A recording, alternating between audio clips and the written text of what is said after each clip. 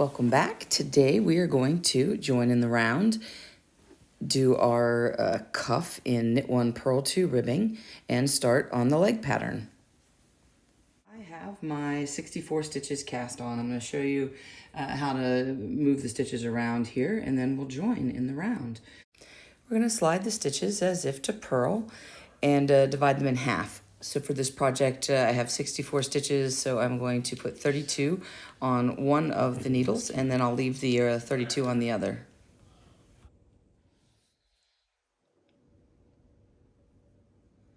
"31 and 32, that should be 32. Just gotta double check here. Always count twice, maybe even 3 times of counting. 31, see, that's why you count twice. I thought I had 32. 130, 31, 32. Okay, I do have 32. And then you just need to confirm that you have 32 on the other side.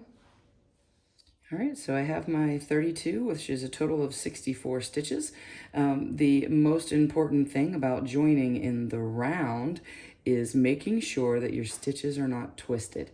So in order to do that,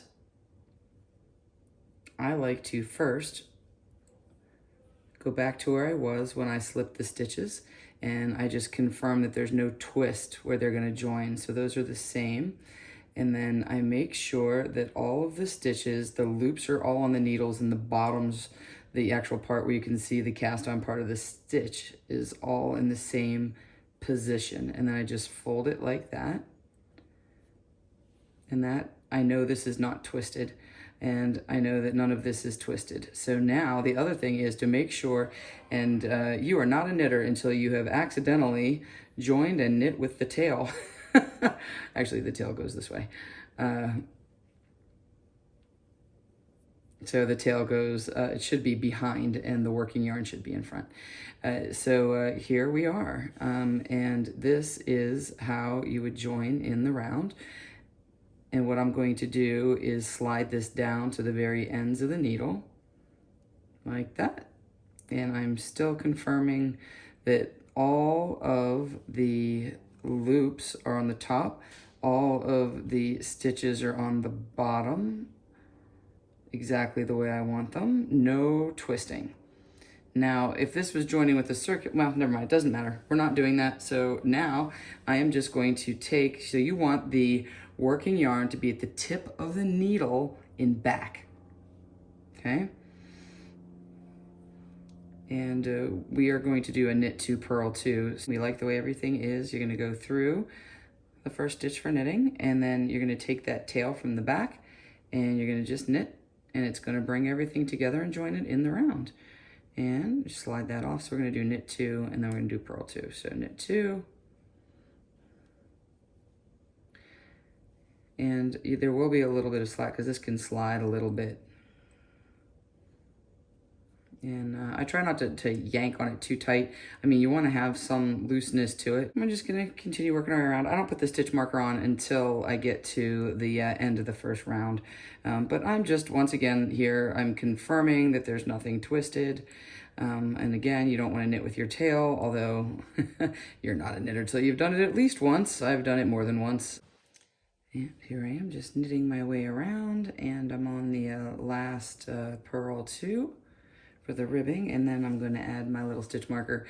I'm going with the seahorse. It's a little bit too big for this needle, but I'm going to the beach this week, so I will probably film a lot of it from there, and the seahorse makes me happy.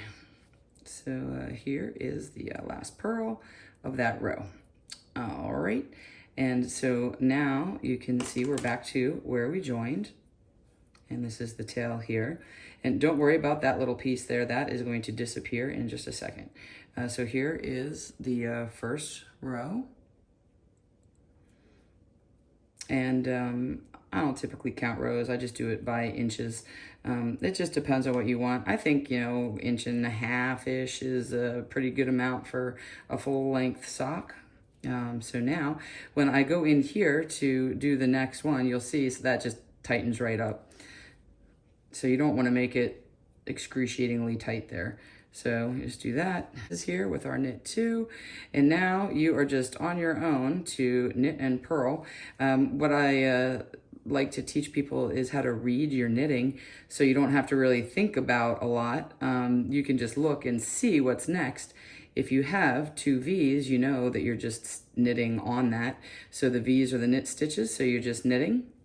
And then if you come to the pearls are the bumps. I know I'm not telling you anything new, but that way you don't really have to pay that much attention. You can set it down anywhere, pick it right back up, and know that you don't have to look back over all of them to count.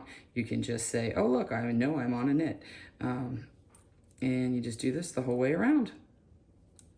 And we're gonna do this for about 1.5 inches. And then the next time you see me, hopefully I will be videoing from the beach for the leg of this sock. Here is the first little bit. So I will see you after I'm further along. And this is going to be lovely for my husband's wonderful big ankle. Here we are, knitting at the beach as promised. I got a little of this done in the car, and you can see this is the ribbing, and I did that for about 1.5 inches, and it is the knit 2, purl 2, and then the pattern is so simple. It is 2 rows of knit 2, purl 2, and 2 rows of straight knitting. And so I just continued on in the car doing that.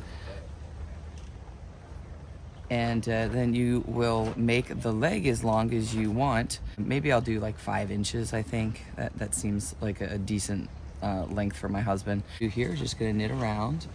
And for these flip type needles that I'm using, when you get to the end of a row, there's sort of a hybrid between the double point and circular needles. And then, so all we're gonna do here is gonna knit this around until you get it to the length you want.